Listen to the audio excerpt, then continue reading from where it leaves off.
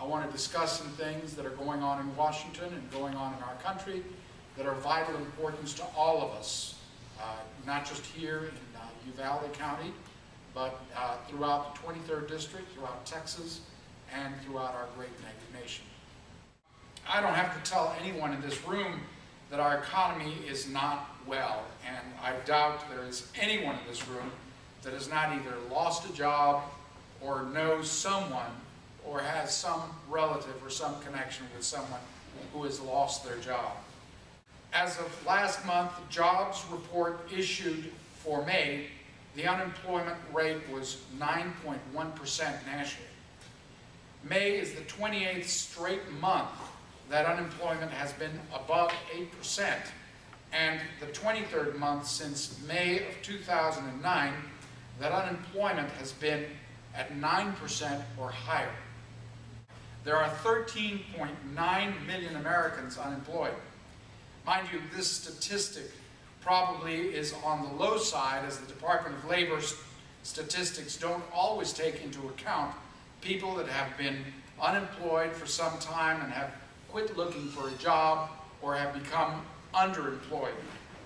A more realistic look at the level of unemployment in our economy is an alternative measure of the Department of Labor's monthly report, which shows altogether people who are unemployed, employed part-time for economic reasons such as want a full-time job but can't find one, or those marginally attached to the labor force, which means that those who are not working or looking for work but want one and have looked for a job in the past 12 months and have not been able to get it.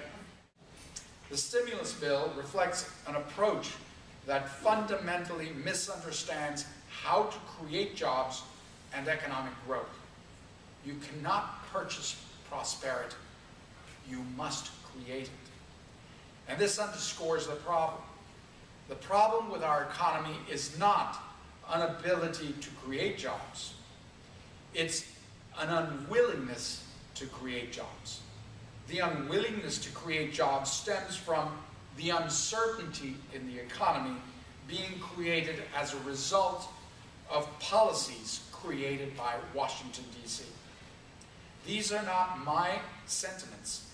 These are the sentiments of everyone in business, from CEOs of the largest companies in America to the smallest businesses that are owned here in the 23rd District.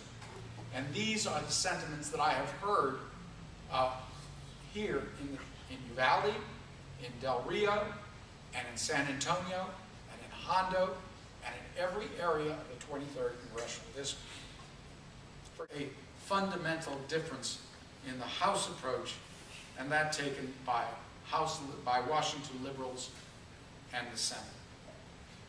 In the House, we believe that through keeping tax rates low, removing the burden and uncertainty of federal regulations, and empowering the private sector, jobs will be created when private sector employers can invest in new jobs and expand their businesses. Washington liberals believe that the burden on the private sector doesn't matter, and that jobs will be created by raising taxes to pay for more government programs. You simply can't help the job seeker while punishing the job creator. I will continue to advocate for common sense solutions aimed at getting our economy back on track and creating those jobs. Just because Washington Beltway insiders may say our economy is fine, I know there are families in the 23rd Congressional District of Texas that are struggling because they cannot find a job, and will continue fighting for policies to put them back to work. I want to thank you all very much for coming here today, and I'll be happy to take a few questions or comments if there's some time left. How many times does the court have to rule that Obamacare is an illegal act before it becomes an illegal act? Well, let me tell you what's happening right now with that. There are several lawsuits. They're all going to be incorporated into one, and they come from several districts in the country. One of them in Florida, another one I think in Ohio. Ohio and another one in Virginia.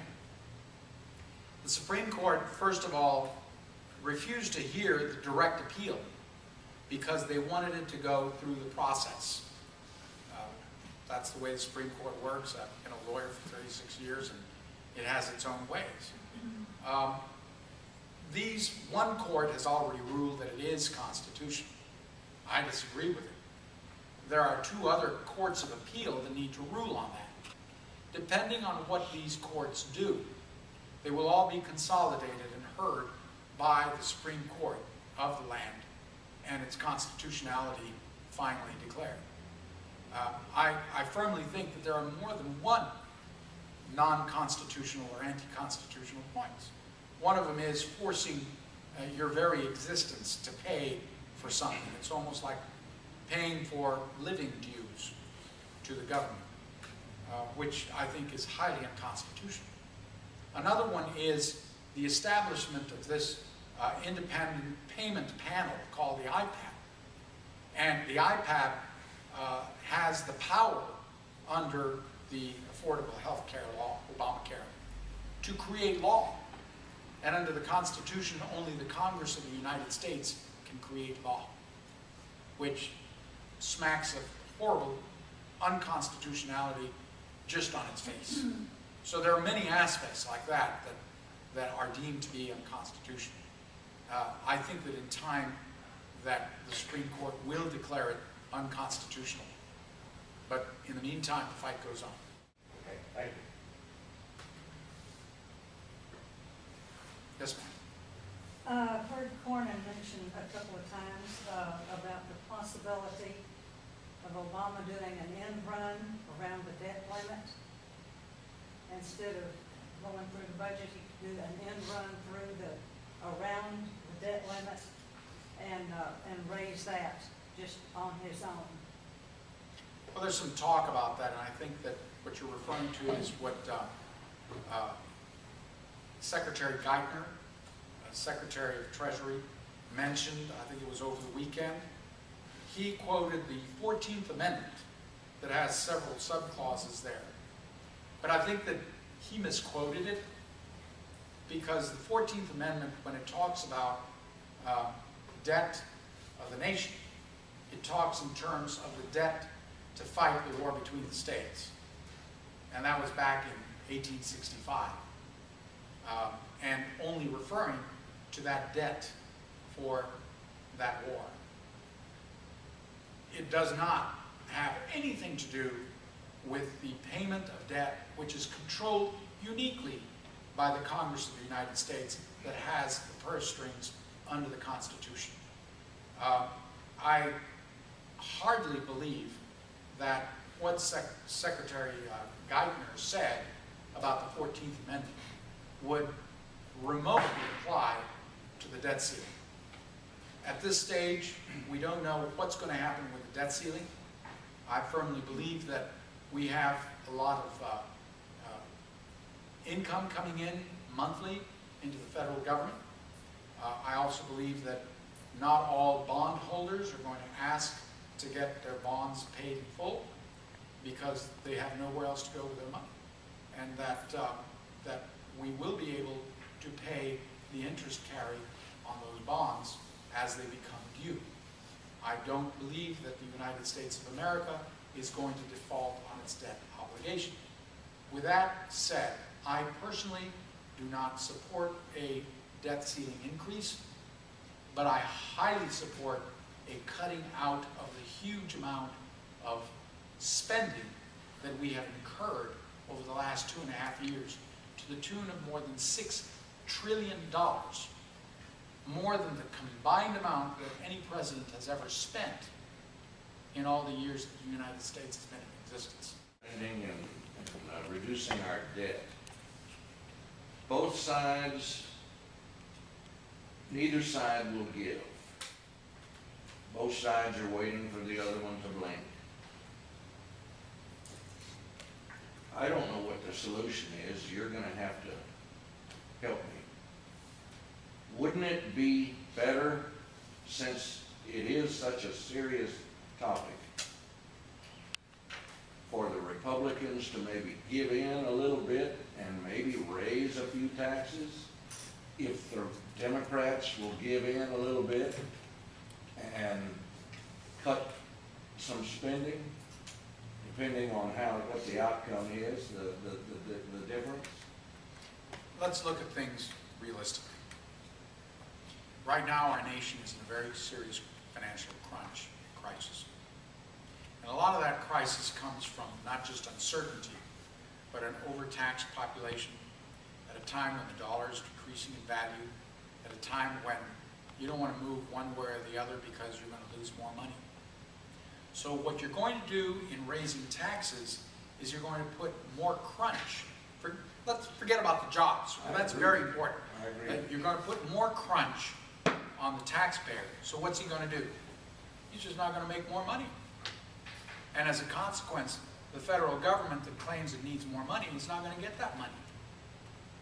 Now change it around. If you keep the tax rate low or bring it down more, what you're going to do is you're going to unleash the money-making ability of the private sector.